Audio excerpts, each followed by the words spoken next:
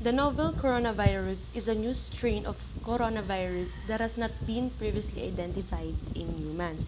So last February 12, way back 2020, the World Health Organization, or the WHO, announced that the novel disease is officially called coronavirus disease 19, or the COVID-19, and the virus infecting it is referred to as COVID-19 virus.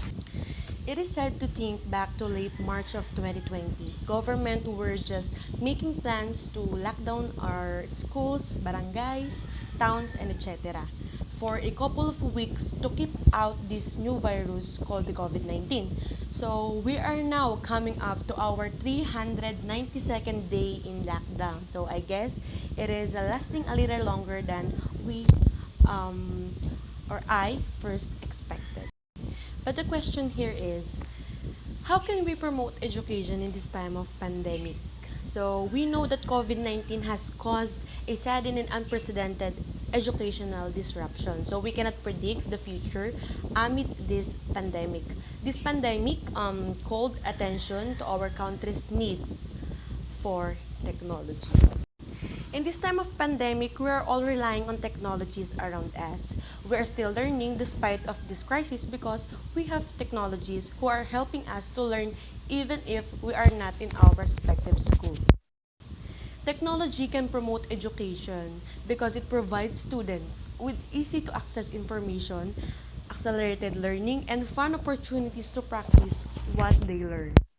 In addition, the regular use of technology within and outside the classroom in this day and age is a benefit to students during this time of online and distance learning.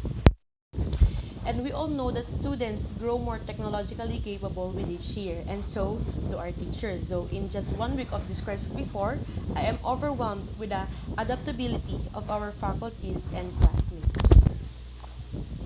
They are comfortable communicating, teaching and learning remotely and or electronically. So we need to remember that our ability to learn effectively via online sources does not mean that schools are relying solely on technology.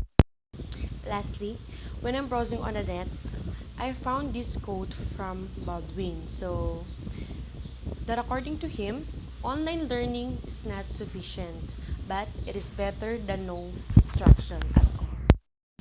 And before this video will end, so we need to remember this. We must think differently about education. I trust that we can do it. We can finish it. We will all be successful. And that's all. Thank you.